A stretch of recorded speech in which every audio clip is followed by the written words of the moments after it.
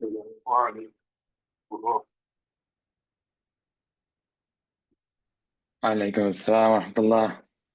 How are you doing, Sidi Abu Bakr?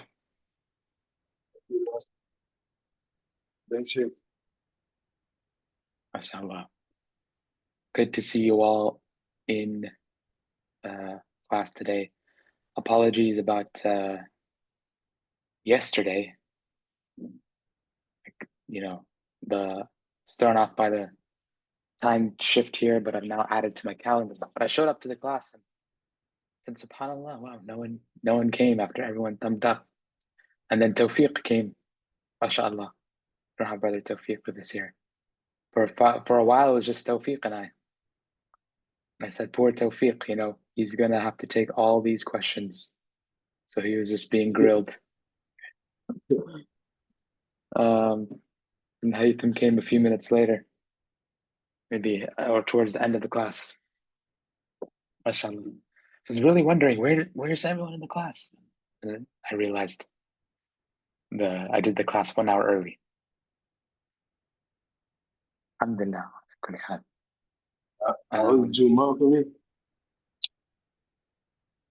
You were in Maghrib, you said. No, Juma. You were in Jum'ah. Oh, I see, yeah. Because you're out in Trinidad, right? Yeah.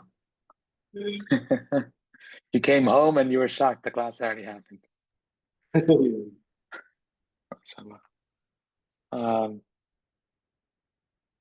How's everyone finding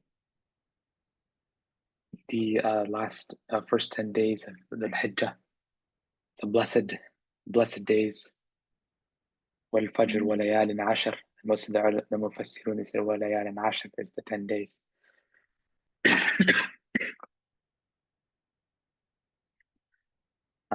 So I hope everyone is making the most of the 10 days, inshallah. And how is everyone also finding the quiz? Because that's due before Eid. I know some people are saying, what quiz? I didn't see any quiz. But it's pinned in the classroom. Got 7 thumbs up to the quiz, so at least 7 people know. That's all me. What did you say, Abu Bakr? You said it's all you? No, I saw it late. Inshallah, I'll do it. Inshallah. The conferences haven't started.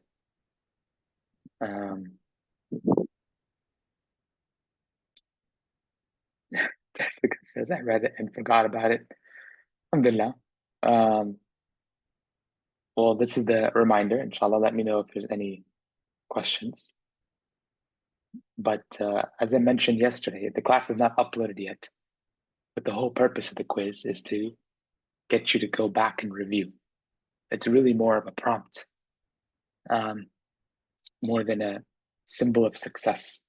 The Islamic tradition, a symbol of success is you're able to recall or at least be able to answer all the questions, all the situations that came up.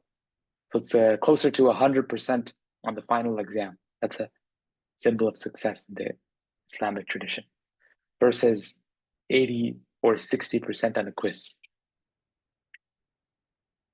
So, this knowledge that you're taking is knowledge for life, right?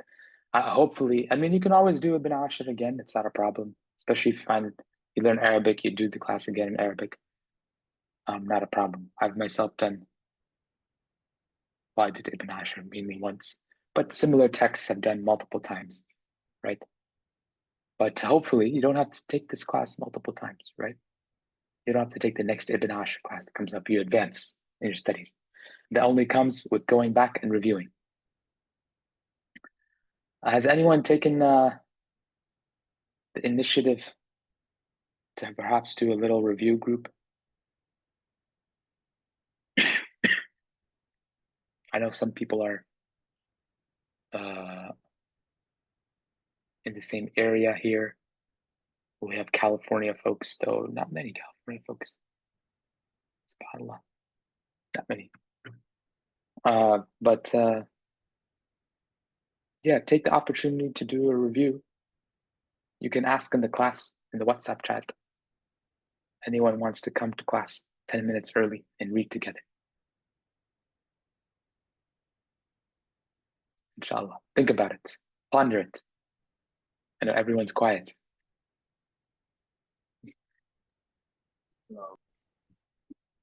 All right, inshallah. Maybe Abu Bakr, you have your Trinidad review group out there. But for those who don't, you can use the online opportunity. Lone wolf. You're a lone wolf. The lone Maliki out there? Has to be more than one Maliki.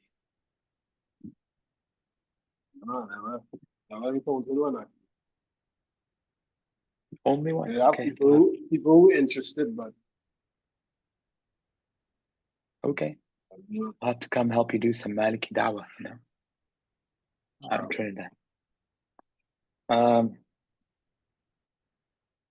And some real dawah, of course. Okay, inshallah, we'll go ahead and get started.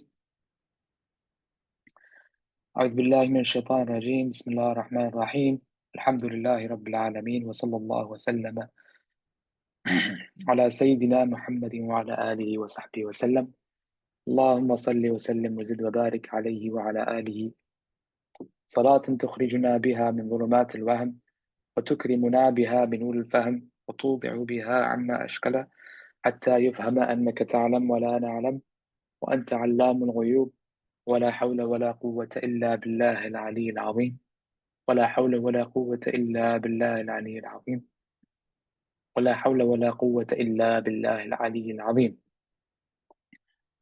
So we're still in the section of the Fasl Fil Imama, right? The section on Fasl Shurut al Imama. As we said, Ibn Ashir is divided into 3 sections: Aqidah, Fiqh, and Tasawwuf. And in the Fiqh, it's divided according to the Ahadith, like Bunya al-Islam ala khams, Shahadatu an la ilaha illallah. Actually, includes the Aqidah, but it's divided into the 4 remaining pillars, which are prayer, zakat, fasting, and then hajj. And within the prayer, the first part is in tahara, and the second part is in prayer. And we are actually in the last section on prayer. The last section on prayer, which is the fasl fi shurut al-iman. Or, in other words, the fasl fi salat al-jama'ah, the section on the conditions of the imam. Or, in other words, a section on praying together in congregation. Okay? In praying together in congregation.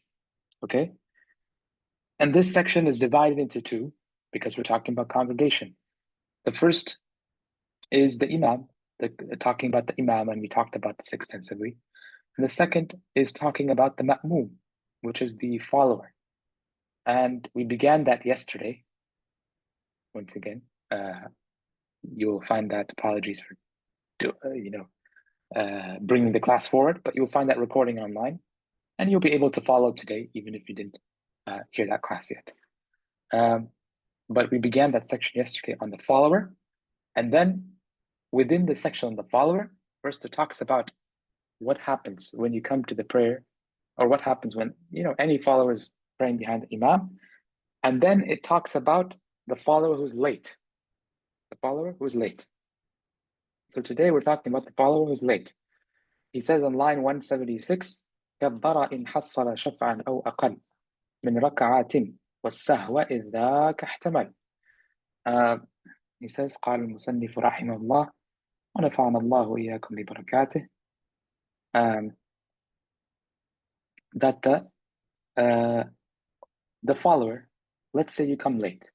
When you come late, you have to stand up to make up some rak'ahs, right? When you come late, you have to stand up to make up some rak'ahs. Is that not right? So when you stand up to make some rak'ahs, when you stand up, do you make takbir or not? He gives a simple principle. He says, كبر إن حصل شفعا أو أقل من ركعة والسهو إذ ذاك احتمل. Or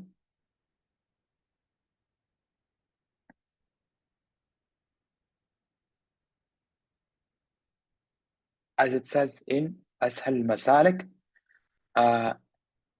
وقام بالتكبير مدرك الإمام وقام بالتكبير مدرك الإمام من ركعتيه أو تشهد السلام.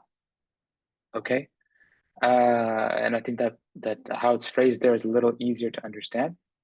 That essentially, when you make takbir, right? We're talking about you came late.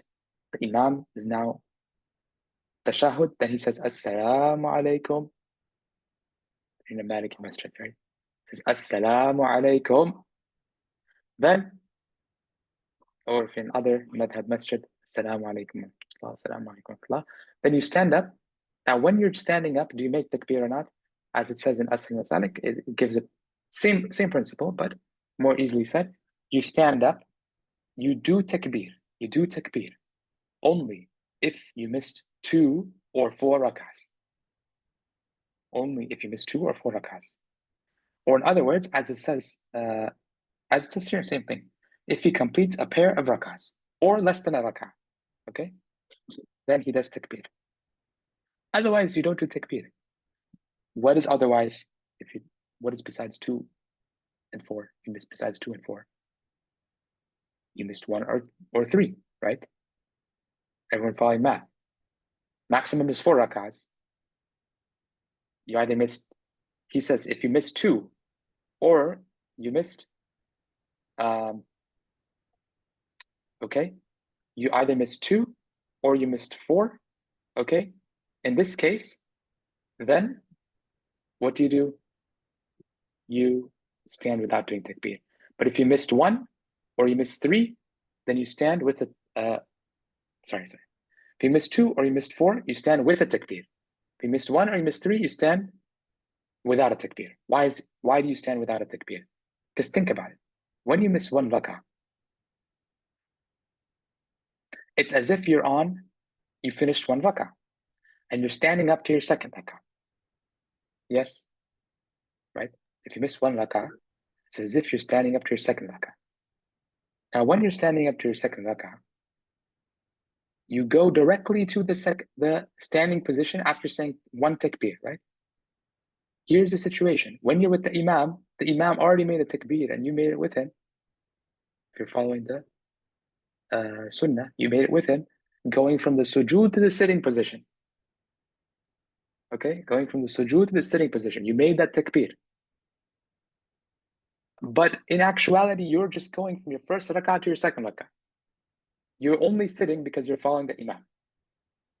So you already made a takbir from going from your sujood of first rakah to standing for the 2nd rakah. You already made that takbir with the Imam when he went to the sitting position, with the shahad position. So that's why when it's 1 or 3 rakahs, you don't do another takbir. Okay? And it's not haram if you did, so this is not an invalidating principle, so we won't spend too much time on it. But basically, in summary, and the same thing when you miss 3 rakahs, right? When you miss 3 rakahs, you're going from the 3rd rakah to the 4th rakah. But you have to stop because the Imam is stopping to sit and do his salam. So you already made the takbir, getting up from the sujood, and so therefore you don't make takbir if you miss 3 rakahs. So therefore, once again, if you miss 2 or 4 rakahs, you do make a takbir. Why? Because you were going to sit there anyway, right? You had to do the takbir to go to the sitting position. Then you make another takbir to go to the standing position. But if you miss 1 or 3 rakahs, you already made the takbir, so you don't need to make a takbir. Is that clear? Yeah. Okay, everyone else? Karam, Ines, Jessica, Mohammed Yassin, Rayhan, Tawfiq, Yasmin. Tamam. All right. والسهو إذ ذاك احتمل. والسهو إذ ذاك احتمل. Once again, I feel that Ashal Masalik, masterful lines in terms of just ease of understanding and ibara and expression. Jessica says, Sister Jessica says, wait, so go ahead.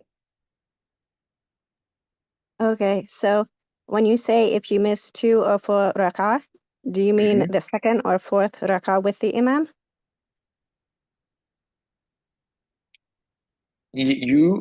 Basically, Okay. you caught the second. So you prayed 2 rak'ahs with the imam, or you prayed 0 rak'ahs with the imam. Or essentially, you didn't pray at least even 1 full rak'ah with the imam. Does that make sense?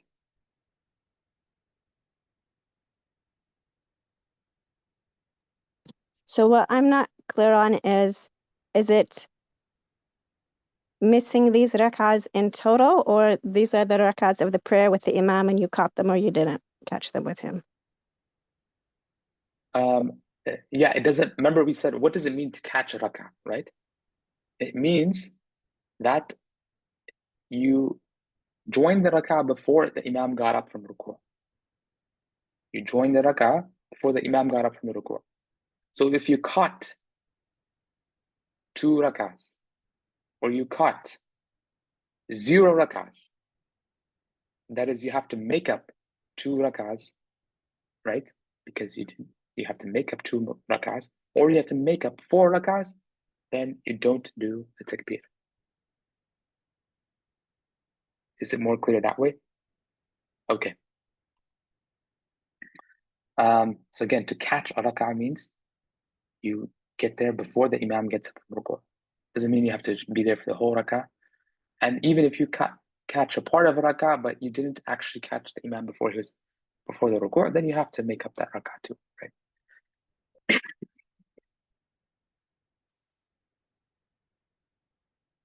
Yeah. So we're covering slight cough, but as we said, والسهو إذ ذاك احتمل. So as I was saying, the ibara, the expression in Asal Masalik here is much easier to understand. So what does Ashal Masalik say? Ashal Masalik says, وَكُلُّ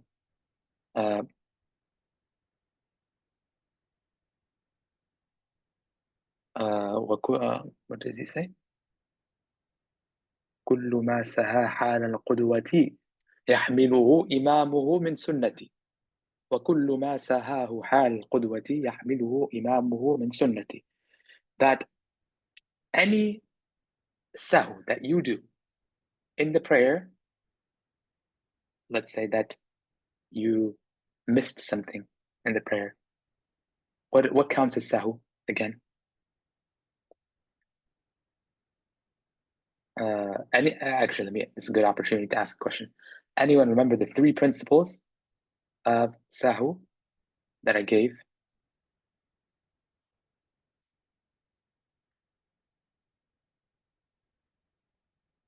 3 principles to make understanding.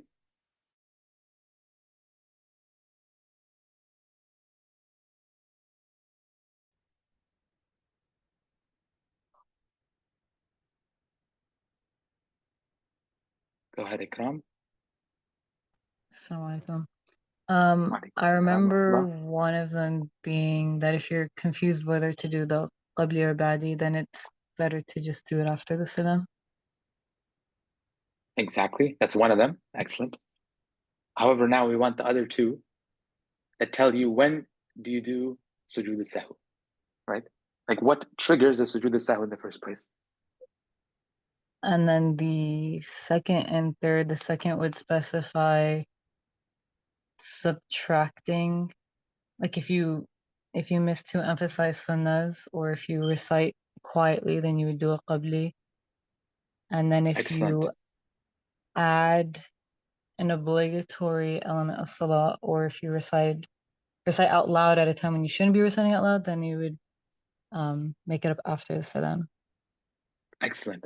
Mashallah. 100% on point. And Ines as well got it in the chat, at least one of them, which is missing a sunnah mu'akkada, right? So let's say, again, that you're in the prayer now with behind the imam. You're in the prayer behind the imam.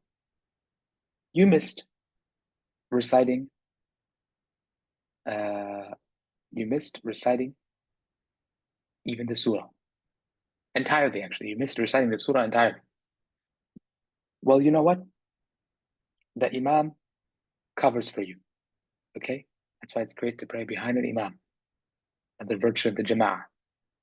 If you mess up, You miss a sunnah mu'akkada, doesn't matter. The Imam got you, okay? وَكُلُّ مَا سَهَاهُ حَالَ الْقُدْوَةِ يَحْمِلُهُ إِمَامًا مِنْ سُنَّتِهِ. Basically, the Imam takes care of it for you, okay? Same thing if you add a fard. If you were to accidentally, not intentionally, but accidentally, you know, you weren't paying attention, Imam said, oh, you know, the Imam says, he's reciting in Surah Baqarah, يَا أَيُّهَا الَّذِينَ آمَنُوا مِنْ طَيِّبَاتِ مَا رَزَقْنَاكُمْ أَنْفِقُوا مِنْ طَيِّبَاتِ مَا رَزَقْنَاكُمْ. Then he says, قبل أيتهم ولا بيع فيه ولا خلة ولا شفاعة الكافرون هم الظالمون الله لا إله إلا هو. He starts Ayat al-Kursi. As you know, when somebody takes a pause and says Allah, half the Jama'ah goes into ruku', right? They think they're saying Allahu Akbar. They say, oh, Allahu Akbar. No, you're just reciting Ayat al-Kursi. So if this were to happen, you added a ruku' accidentally, but it's okay because the Imam takes care of that for you. All right? وَالسَّهْوَ إِذْ ذَاكَ احْتَمَلَ. Now is kind of the reverse of that.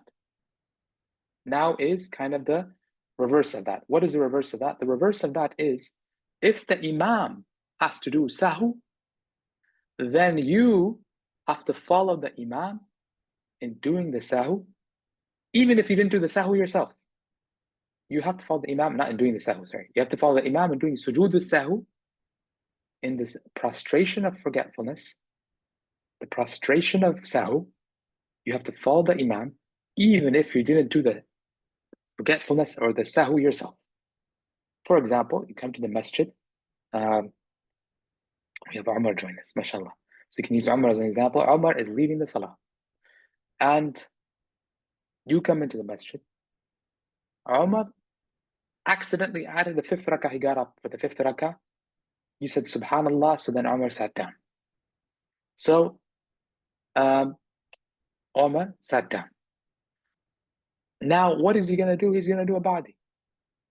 You also have to do a badi. Let's say Umar accidentally forgot to recite a surah in the first two rakahs. What is he going to do? He's going to do a qabli. Okay? Then you also do a qabli. So he gives but when do you do it? He says here in line 177, there's a precise rule. وَيَسْجُدُ الْمَسْبُوقُ قَبْلِيَ الْإِمَامِ مَعَهُ وَبَعْدِيًا قَضَى بَعْدَ السَّلَامِ. The person who joins salah late should make prostration of negligence, which has to be done before the salam, the qabli. You do it with the imam. As for if the imam has to do a ba'di, imagine the imam is doing a ba'di, meaning Umar, the same example, Umar added a fifth rakah.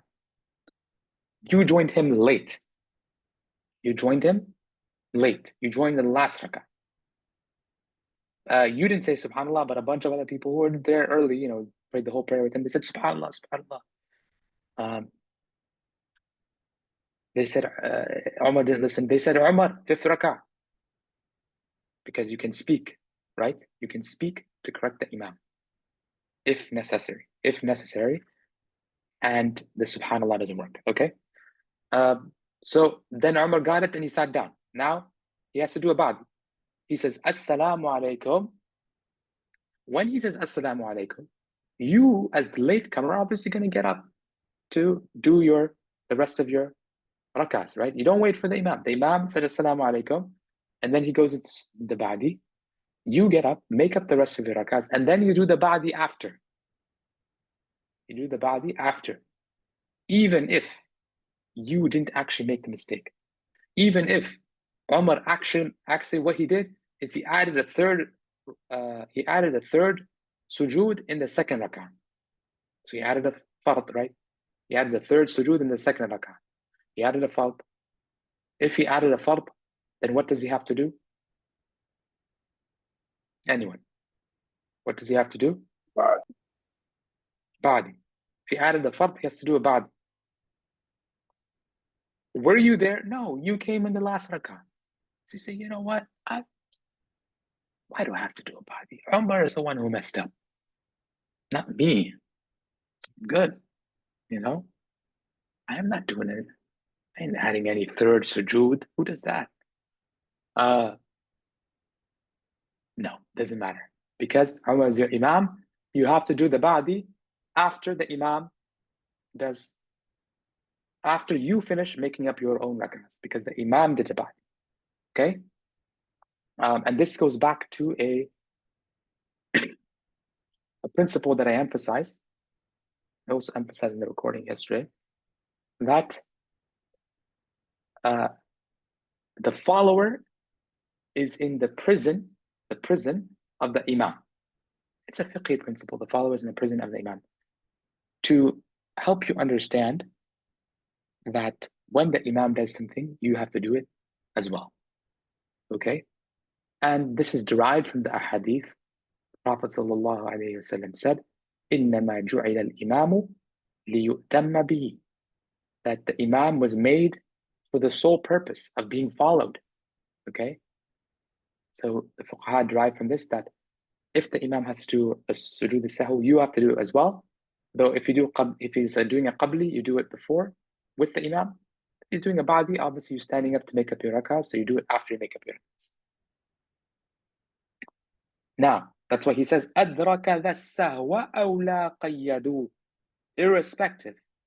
Irrespective of whether he was present. Irrespective of whether he was present, if the imam was negligent or not. It should be irrespective or not. If he was present when the imam was negligent. Okay?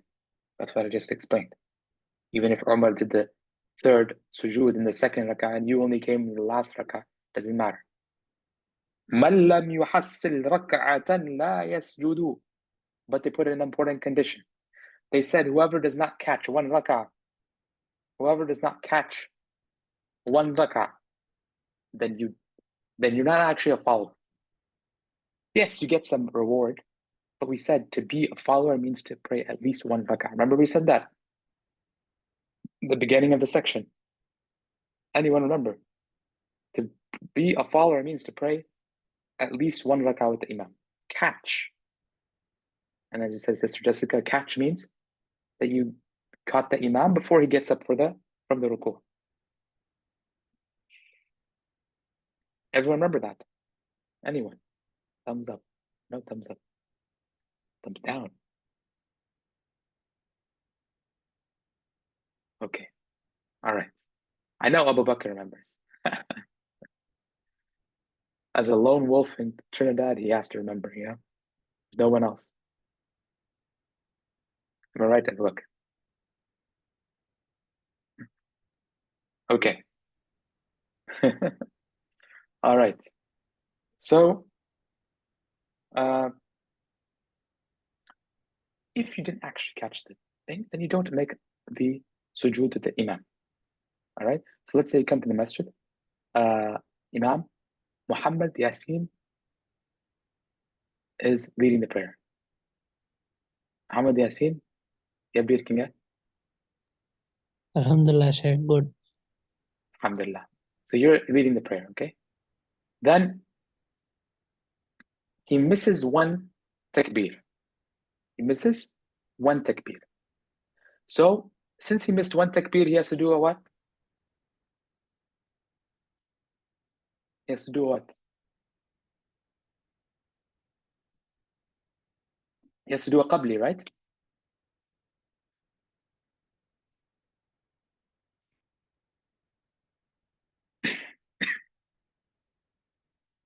No, that's wrong. One third That's wrong. only one sunnah. Yeah. Pay attention, huh? For those of you who are agreeing with me. You miss one takbir, you don't do anything. You miss two or more takbir. Or one takbir and one Sami Allah liman hamida. Then you do a qabli. So let's say Imam Muhammad Yasin, he misses one takbir and one Sami Allah liman hamida. So now he does a qabli. But you came and you joined, by the time you got to the masjid, you saw that the Imam, they were in the last rak'ah, they were in the they're in the last sajda. Okay? So you don't do a qabli. You don't do a qabli. Nor do you do a ba'di, even if the imam does a ba'di. Okay? Any questions there?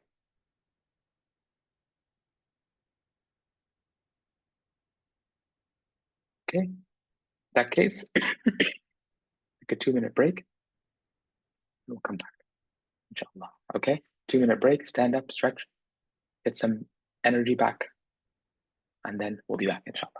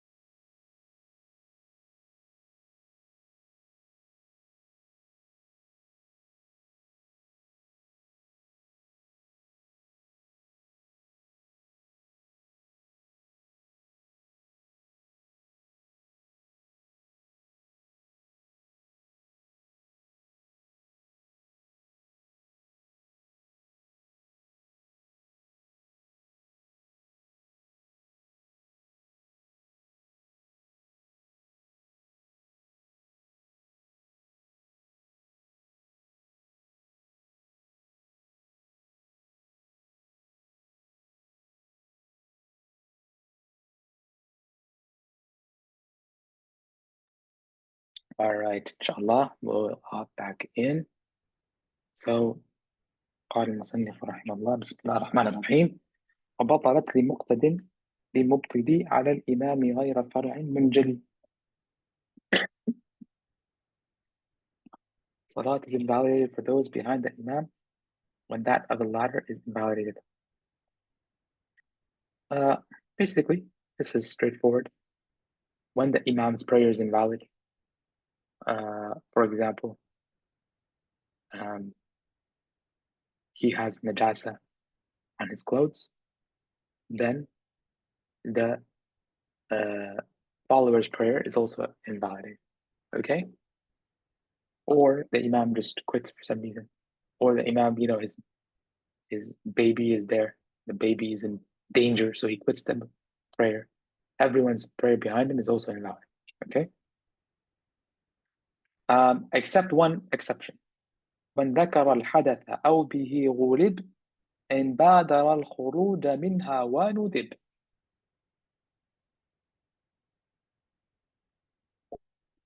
That is, if the Imam remembers that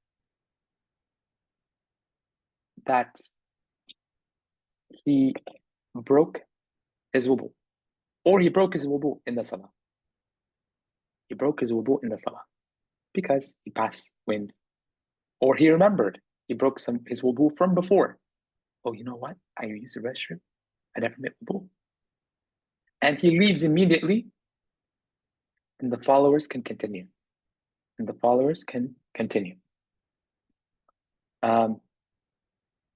Even if he remembers only after praying, the follower's prayer is valid. The follower's prayer is valid. So basically, the principle is if the Imam breaks his wudu in salah, or remembers that he's not in a state of wudu in salah, and he leaves immediately, then the followers can continue and their prayer is valid. We understand from that if the Imam only remembers after the salah, then the follower's prayer is valid as well. And there's a funny story that makes this as I'm sure maybe in other madhabs it might be different, but in the Maliki madhab, your prayer would be fine in this scenario. And the story is, it said that Al-Mutawakkil, who was an Abbasid ruler, he was Harun al-Rashid's son, okay? Al-Mutawakkil, or his grandson. And it said that one time a case was brought before him where a congregant, a follower, slapped the imam. Slapped the imam. So of course it made a big case, back in the day, imams had a great haiba, great respect. So they brought him in front of Mutawakkil. Mutawakkil said, you better have a good reason that you slapped this imam. Otherwise, I'm going to have to punish you. I'm going to have to punish you. So the follower said, Ya Amir al-Mu'mineen, the Khalifa, my dear Khalifa, I left before Fajr one morning, and I had an urgent need that I needed to attend to. And as I was going to my need, I passed by a masjid and I said, why don't I pray subh here? Why don't I pray Salatul Subh here? And then I'll go on my way and I can catch the Jama'ah. So as he was going and he prayed Salatul Subh, he said, I entered the masjid. Then the Imam started the prayer and he said Surah Fatiha, and then he opened from Surah Al-Baqarah.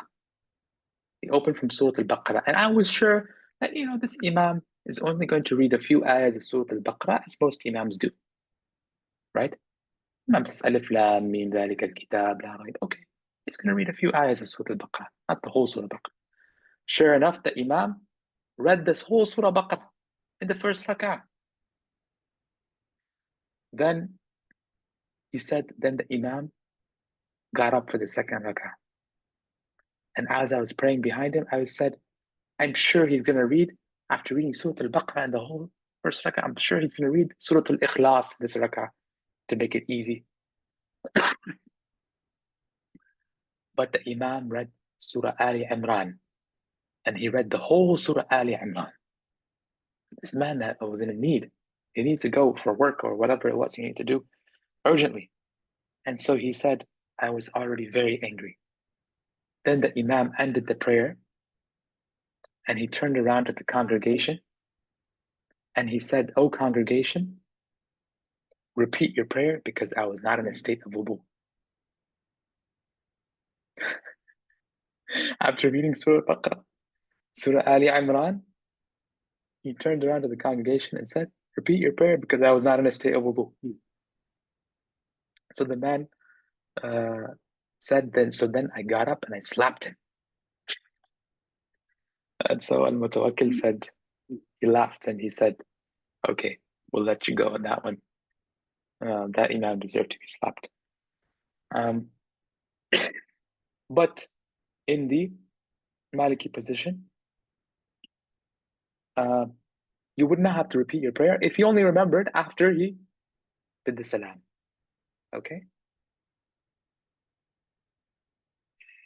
Abu Bakr says, just to make sure I understand, if he does a qabli and you caught none of his rakat, you just remain seated. Yes, you just remain seated. Yes.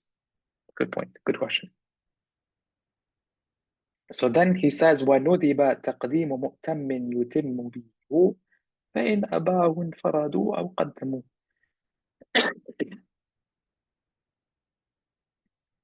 It said that now when the Imam leaves the Salah, because he broke his wudu, or he remembered he did not have wudu, he leaves the Salah, and the followers follow him, or the followers, their Salah remains valid. They continue the prayer. It is mustahab for them, it is recommended for them to put one person forward to say, okay, this person will lead the prayer. The mu'adhan maybe. Okay, mu'adhan, go ahead and lead the prayer. All right? That's why in many masjids, the mu'adhan also is very educated and very aware of fiqh, because sometimes you'll have to lead the prayer. He's kind of the substitute imam. And that is recommended. But if the followers complete on their own as well, then that's okay and permissible. So we'll stop there for today. Any other questions? Sheikh, I have two questions, Sheikh. Go ahead, Yasin. Sheikh, it is regarding sajda sahu, Sheikh. Go If the ahead. Imam makes mistakes in first, second, and third rakah, and the person is joining at the fourth rakah, so the person need not to do any sajda sahu If he joined when in the fourth rakah? in the beginning of the fourth rakah. So did he catch the Jama'ah or no? Do we consider him a Yes, follower or no? yes, he is a follower before the ruku. Excellent. So anyone who is a follower, they have to do the sujood al-sahw. Okay? If he came after he got up from the ruku', then he's not a follower, then he does not do the sujood al-sahw. Okay? Yes, Sheikh. Sheikh, the second situation question is a real situation, Sheikh, where Bismillah. I was praying the Dhuhr with an Imam, and he made Okay? 5 rakats, and nobody reminded him. Nobody said Subhanallah. Then Okay. he's a old Imam, so he gave Okay. salam. Then he started with dua. We do congregational dua after Fardh Yes. prayer. MashaAllah. So Excellent. he just started with the dua, and nobody stopped him. I did Qabli myself alone. So what is the ruling, Sheikh, here? And you knew he did the fifth rakah Yes, I knew.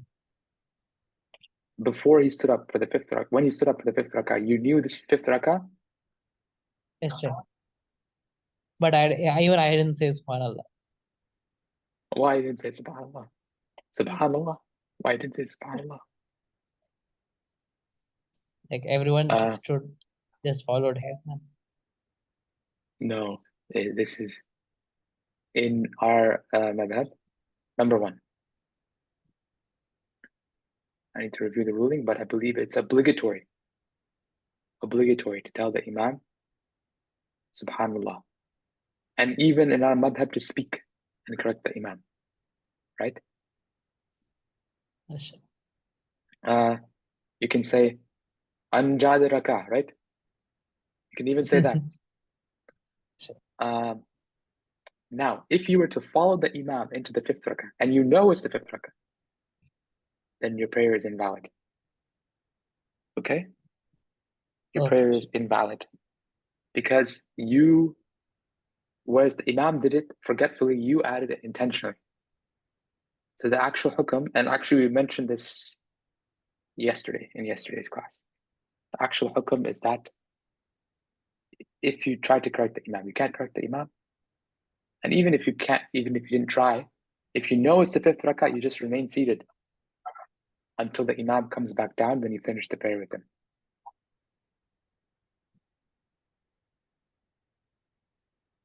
I know that seems awkward, but that's why it's just better to say Subhanallah.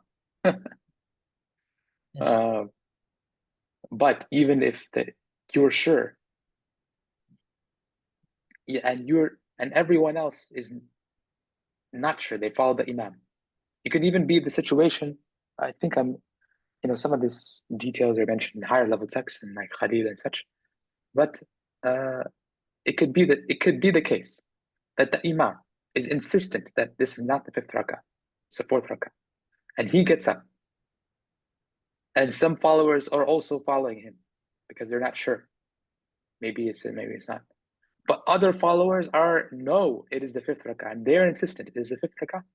For them, the hukm is to sit.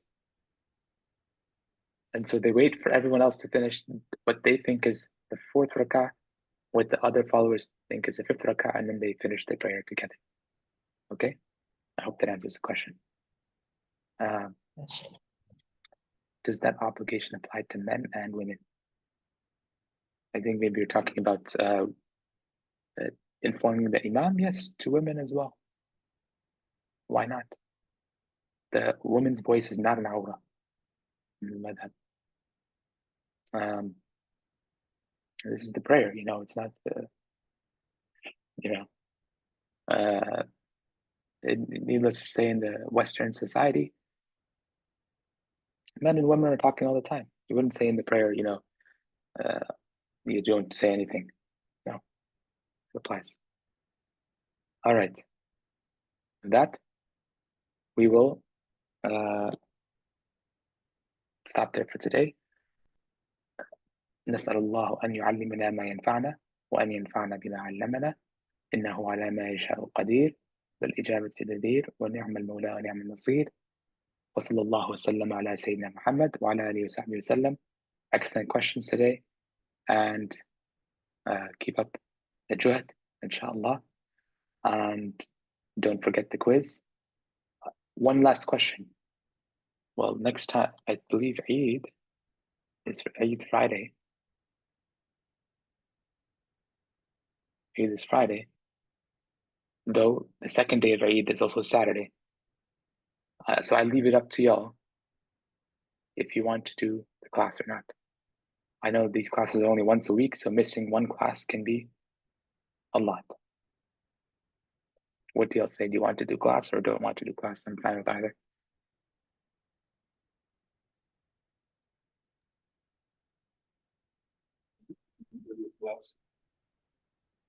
Can you do class? Okay. Yeah. Do class. All right. We got 2 do classes in that case. We got our shahidain, our 2 witnesses, multiple witnesses. Now we have a jama'ah mustafiqa. So we will do class, inshallah. And whoever cannot make it, that's okay. Eidukum Mubarak. Kul sana wa antum tayyibin. May Allah give you a blessed 10 days. Keep me in your du'as as well. Now we'll keep you all in my du'as. And enjoy the Eid. And of course, remember the people of Palestine and the people in Sudan and the people who are suffering during this time for the sake of the Ummah. أستودعكم الله الذي لا تضيع ودائعه والسلام عليكم. Alaikum salam, Shaykh.